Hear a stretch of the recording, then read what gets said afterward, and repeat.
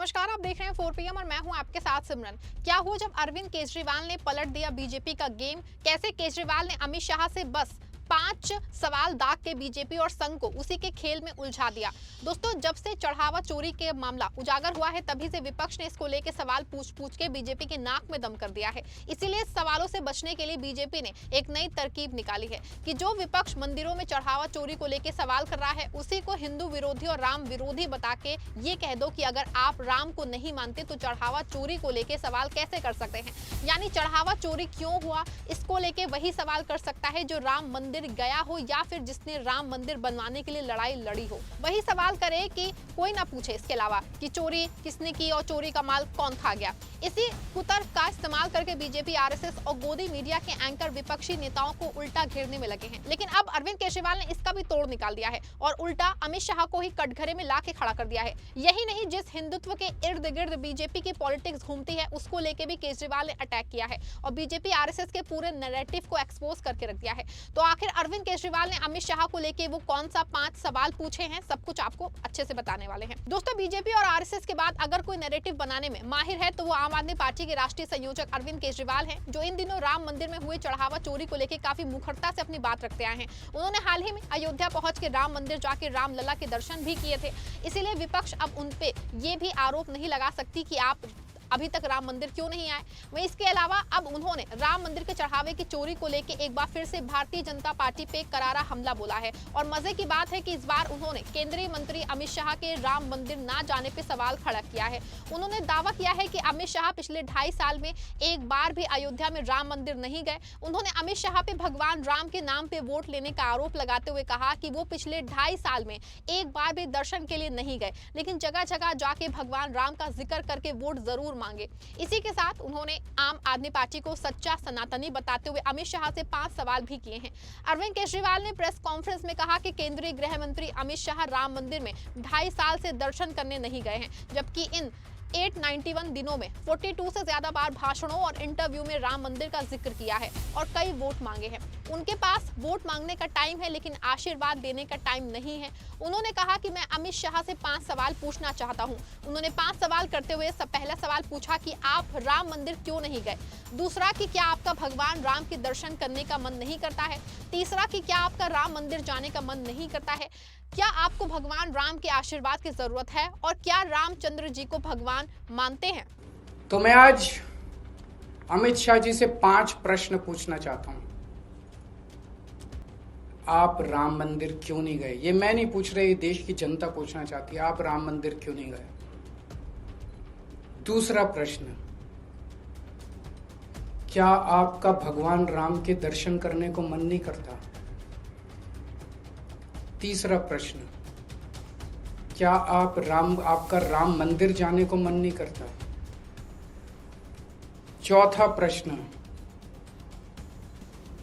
क्या आपको भगवान राम के आशीर्वाद की जरूरत है। और 5वां और सबसे अहम प्रश्न, क्या आप रामचंद्र जी को भगवान मानते हैं। ये लोग भगवान रामचंद्र जी को भगवान मानते ही नहीं है। अगर भगवान मानते ये लोग तो कभी चढ़ावे की चोरी नहीं करते।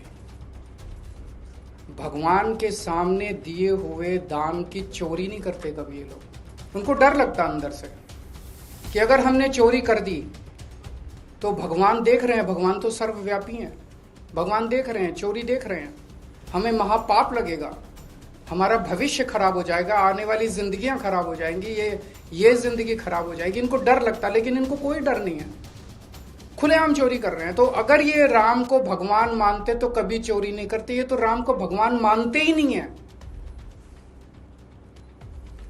आज तक इतने दशकों से इन्होंने भगवान राम के नाम का इस्तेमाल करके केवल और केवल सत्ता के लिए भगवान के नाम का इस्तेमाल किया है। सत्ता में आने के लिए भगवान के नाम का इस्तेमाल किया और भगवान ने इनको क्या नहीं दिया। 21 राज्यों में रामचंद्र जी ने इनकी सरकार बनवा दी, केंद्र में इनकी सरकार बनवा दी। अमित शाह जी भगवान का धन्यवाद करने ही चले जाते राम मंदिर, 101 रुपए का प्रसाद ही चढ़ाते। लेकिन वो वहाँ नहीं गए। उनको भगवान के आशीर्वाद की ज़रूरत ही नहीं है। अब देखिए एक बार, जहां अरविंद केजरीवाल ने अमित शाह पे 5 सवाल दाग के उनकी ही आस्था पे सवाल खड़े कर दिए हैं, वहीं उन्होंने बीजेपी आरएसएस के नैरेटिव की धज्जियां उड़ाते हुए साफ कह दिया है कि ये लोग रामचंद्र जी को भगवान मानते ही नहीं हैं। अगर मानते तो चढ़ावे की चोरी नहीं करते। आज तक इतने दशकों से केवल सत्ता के लिए भगवान राम के नाम का इस्तेमाल किया।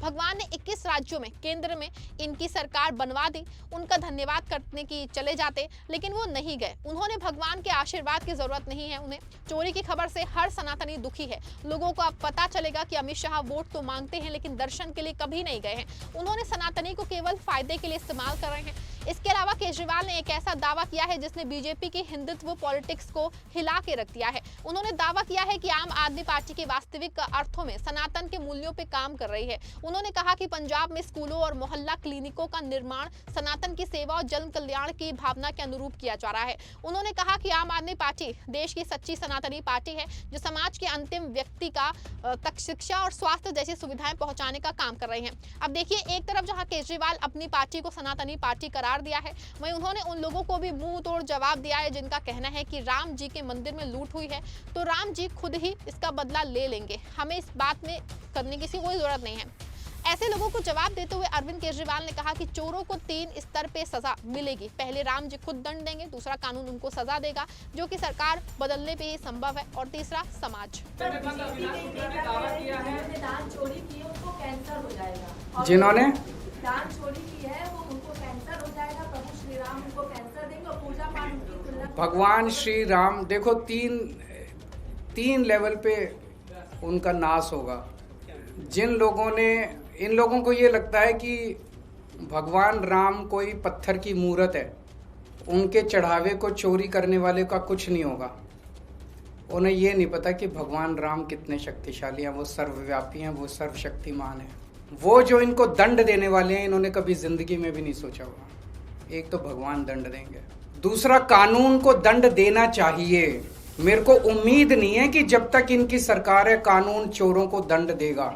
जब केंद्र से और उत्तर प्रदेश से इनकी सरकार जाएगी, और हर राम भक्त को आज ये सोचना चाहिए कि अगर आप चंदा चोरों को दंड दिलवाना चाहते हैं तो सरकार बदलनी पड़ेगी। नई सरकार आके ही दंड देगी। ये सरकारें, मौजूदा केंद्र की सरकार और मौजूदा यूपी की सरकार, इनको दंड नहीं देगी, कभी नहीं देगी, क्योंकि मिले हुए हैं ये लोग। वो बचाएगी, एसआईटी बनाएगी, एसआईटी को 15-15 दिन का एक्सटेंशन मिलता जाएगा, धूल जो थोड़े दिन में भूल जाएंगे। तो अगर हर राम भक्त इनको चंदा चोरों को दंड दिलवाना चाहता है, सरकार बदलो, नई सरकार आएगी, वो इनको चंदा चोरों को दंड देगी। तो दूसरी लीगली, और तीसरा समाज।